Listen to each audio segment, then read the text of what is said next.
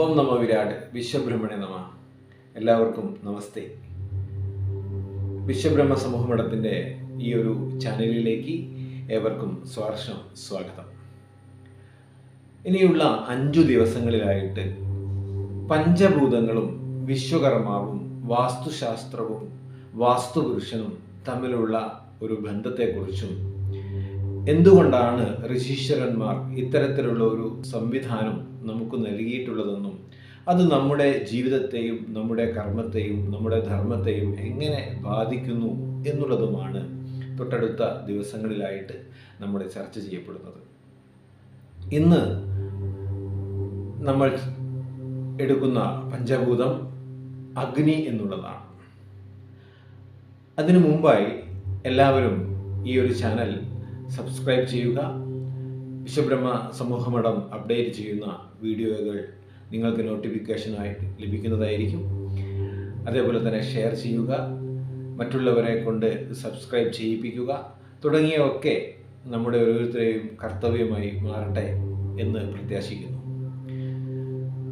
നമുക്കറിയാം, വിശ്വകർമാവിന് 5 തല ആണ് ഉള്ളത്. വിശ്വകർമാവിൻ്റെ അച്ഛനാരാണ്? വിശ്വകർമാവിന് എങ്ങനെയാണ് 5 തല വന്നത്? നമുക്കിത് സഹിക്കാൻ പറ്റുന്നില്ല. ഇതെങ്ങനെയാണ് നമുക്ക് ഇത് മറ്റൊരാളോട് പറയാൻ സാധിക്കുക? നമുക്ക് 1 തല മതി, എന്തിനാണ് നമുക്ക് 5 തല? തുടങ്ങിയിട്ടുള്ള ഒരുപാട് വിഷയങ്ങൾ ഈ ഒരു പ്രവർത്തനവുമായി മുന്നോട്ട് പോകുമ്പോൾ കേൾക്കാറുണ്ട്. നമുക്കറിയാം, നാം ഒരു ദേവനെ കാണുന്നത് അല്ലെങ്കിൽ ഒരു മൂർത്തിയെ കാണുന്നത് നമ്മുടെ അതേ രൂപത്തിലാണ്. മനുഷ്യൻ കാണുന്നത് മനുഷ്യൻ്റെ രൂപത്തിലാണ്.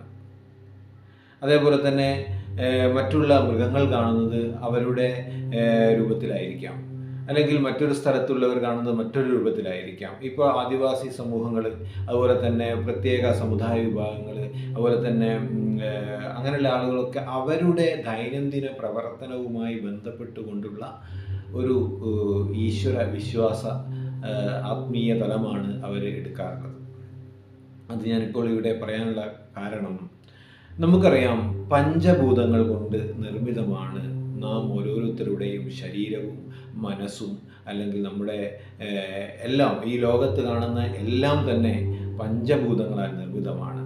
മണ്ണും വായുവും അതുപോലെ തന്നെ ജലവും ആകാശവും കൂടിച്ചേർന്നിട്ടുള്ളതാണ് നമ്മുടെ ഓരോ ജീവജാലങ്ങളും എന്നുള്ളതിൽ ആർക്കും സംശയമില്ല.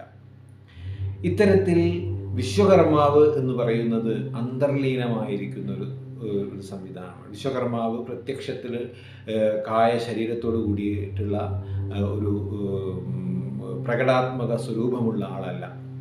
അപ്പം പഞ്ചഭൂതങ്ങളെ കൊണ്ട്, പഞ്ചഭൂതങ്ങളാൽ നിർമ്മിതമായിരിക്കുന്ന ഈ ഓരോ വസ്തുക്കളിലും അല്ലെങ്കിൽ ഓരോ പഞ്ചഭൂതത്തിലും എന്തുണ്ട്?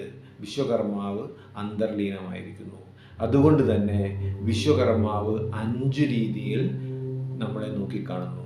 പഞ്ചഭൂതങ്ങളാണ് ഈ 5 ശക്തി, 5 ജ്ഞാനങ്ങളിലും ആയിട്ട് നമുക്ക് തരുന്നത്.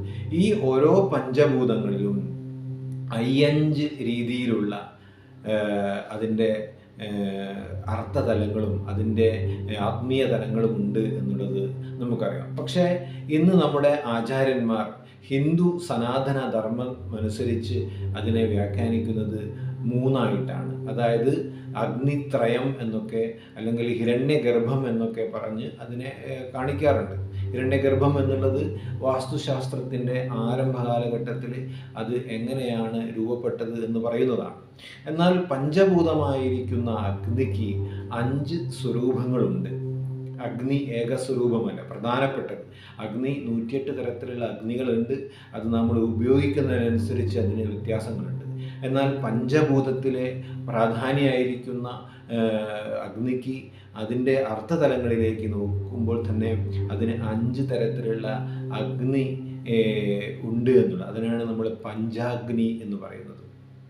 പക്ഷേ പഞ്ചാഗ്നിയെക്കുറിച്ചൊന്നും ഹിന്ദു ധർമ്മത്തിൽ കൂടുതലായിട്ടൊന്നും പറയുന്നില്ല. പക്ഷേ വാസ്തുശാസ്ത്ര സനാതന ധർമ്മത്തിൽ ഈ പഞ്ചാഗ്നിയെക്കുറിച്ച് കൃത്യമായിട്ട് പറയുന്നുണ്ട്. അതിൽ ഒന്നാമത്തത് ഗാർഹപത്യാഗ്നി എന്നുള്ളതാണ്. ഗാർഹപത്യാഗ്നി. ഇതിനെ നമ്മൾ വടക്കൻ ദിശയിലുള്ള അഗ്നി എന്ന് പറയുന്നത്, വടക്കൻ ദിശയിലുള്ള അഗ്നി അല്ലെങ്കിൽ കുബേരാഗ്നി എന്ന് പറയുന്നുണ്ട്. ഗാർഹപത്യാഗ്നി എന്ന് പറഞ്ഞു കഴിഞ്ഞാൽ അത് ഭൗതിക അഗ്നി എന്നും അറിയപ്പെടുന്നുണ്ട്. അപ്പോൾ അതായത് ഭൗതിക തലത്തിൽ ഉള്ള ജീവിതത്തിൻ്റെ വിജയം, ഭൗതിക തലത്തിലുള്ള നമ്മുടെ ജ്ഞാനം, ഭൗതിക തലത്തിലുള്ള നമ്മുടെ നേട്ടം, അതേപോലെ തന്നെ ഭൗതികതയിൽ നാം എങ്ങനെയാണ് അഗ്നിയെ ഉപയോഗിക്കേണ്ടത് എന്ന് കാണിക്കുന്ന അഗ്നിയാണ്, അല്ലെങ്കിൽ അതിൻ്റെ സ്വരൂപ പഞ്ചഭൂതങ്ങളെ അതിനെ സ്വരൂപിച്ചെടുക്കുന്ന താത്വിക ആത്മീയ വിചാരമാണ് ഗാർഹ്യപത്യാഗ്നി എന്ന് പറയുന്നത്. എന്നാൽ അടുത്ത അഗ്നി അഹവനീയ അഗ്നി എന്നാണ്. ഇത് കിഴക്കിൻ്റെ അഗ്നി എന്നാണ് പറയുക. അഹവനീയ അഗ്നി എന്ന് പറയുന്നത് അഹം അനീയ അഗ്നി എന്നാണ്. അത് അഹം എന്ന ചിന്ത മാറിക്കൊണ്ട് ആത്മീയ തലത്തിലേക്ക് നമ്മളെ ഉയർത്തുന്ന, അതായത് ബ്രഹ്മത്തിലേക്ക്, ബ്രഹ്മ ചൈതന്യത്തെക്കുറിച്ച് പഠിക്കുവാനും ഈ പ്രപഞ്ച ശക്തിയെക്കുറിച്ച് പഠിക്കുവാനും നമ്മളെ ഉതകുന്ന രീതിയിൽ അതിനെ മാറ്റിയെടുക്കുന്ന അഗ്നിയാണ് അഹവനീയ അഗ്നി എന്ന് പറയുന്നത്. ഈ അഹവനീയ അഗ്നിയിൽ നമ്മുടെ ഹോമങ്ങൾ, സന്ധ്യാവന്ദനങ്ങൾ, അഗ്നിഹോത്രങ്ങൾ ഒക്കെ ചെയ്തുകൊണ്ട് ആ ശക്തിയിലേക്ക് നമ്മൾ മാറുകയാണ്. ഇതിനെയാണ് നമ്മൾ അഹവനീയ അഗ്നി എന്ന് പറയുന്നത്. ഇനി മൂന്നാമത്തത് നമുക്ക് എല്ലാവർക്കും അറിയുന്ന അഗ്നിയാണ്. അതിനെ നമ്മൾ ദക്ഷിണാഗ്നി എന്ന് പറയുന്നു. ദക്ഷിണാഗ്നി അതായത് തെക്കിൻ്റെ അഗ്നി എന്നാണ് പറയുക. ദക്ഷിണാഗ്നി നമ്മൾ ഉപയോഗിക്കുന്നത് നമ്മുടെ പൂർവികന്മാരെ, നമ്മുടെ പരേതന്മാരെ സ്മരിക്കുവാനും പൂർവികന്മാരെ ആചരിക്കുവാനും വേണ്ടിയിട്ടാണ് നമ്മൾ ദക്ഷിണാഗ്നി ഉപയോഗിക്കുന്നത്. ഇവിടെ നമ്മുടെ പരമ്പരയെ സൂചിപ്പിക്കുന്ന അഗ്നിയാണ് ദക്ഷിണാഗ്നി എന്നതുകൊണ്ട് നമ്മൾ ഉദ്ദേശിക്കുന്നത്. നാലാമത്തത് അവസത്യാഗ്നി. എന്താണ് അവസത്യാഗ്നി എന്ന് പറഞ്ഞാൽ? ഇത് പടിഞ്ഞാറിൻ്റെ അഗ്നി എന്നാണ് പറയുക. അവസത്യ അഗ്നി എന്ന് പറഞ്ഞാൽ സത്യത്തെയും ധർമ്മത്തെയും വേർതിരിച്ചറിഞ്ഞ് ലോക നന്മയ്ക്ക് വേണ്ടി അതിനെ ഉപയോഗിക്കുന്ന രീതിയിലുള്ള അഗ്നിയെയാണ് അവസത്യ അഗ്നി എന്ന് പറയാം. അവസത്യ അഗ്നി നമ്മൾ ഉപയോഗിക്കുന്നത് മൂലം, അല്ലെങ്കിൽ നമ്മൾ അതിലേക്ക് എത്തുന്നത് ഭൗതിക തലത്തിൽ നിന്നും ജ്ഞാനതലത്തിലേക്കും, ജ്ഞാനതലത്തിൽ നിന്ന് ആത്മീയ തലത്തിലേക്കും, ആത്മീയ തലത്തിൽ നിന്ന് പിതൃതലത്തിലേക്ക് അല്ലെങ്കിൽ പിതൃലോകാഗ്നിയിലേക്കും പോയതിന് ശേഷം ആണ് നമ്മൾ പടിഞ്ഞാറിൻ്റെ അവസത്യ അഗ്നി. അതായത് ഈ ലോകം തന്നെ ഞാനാണ്, എന്നിലുള്ളതും നിന്നിലുള്ളതും ഒക്കെ ഈ ശക്തിയാണ്, ക്ഷേത്രത്തിലുള്ളതും അതേ ശക്തിയാണ് എന്ന് നമുക്ക് ബോധ്യപ്പെടുന്ന രീതിയിൽ അതിനെ നാം മനസ്സിലാക്കിയെടുക്കുന്ന ആ ബ്രഹ്മ അഗ്നിയെയാണ് നമ്മൾ, അല്ലെങ്കിൽ ആ ബ്രഹ്മ ചൈതന്യത്തെ നമുക്ക് ബോധ്യപ്പെടുത്തുന്ന അഗ്നിയെയാണ് നമ്മൾ അവസത്യ അഗ്നി എന്ന് പറയുന്നത്. എല്ലാത്തിലും അഗ്നിയുണ്ട് എന്ന് കാണിക്കുന്ന അഗ്നിയെയാണ് നമ്മൾ അവസത്യ അഗ്നി എന്ന് പറയുന്നത്.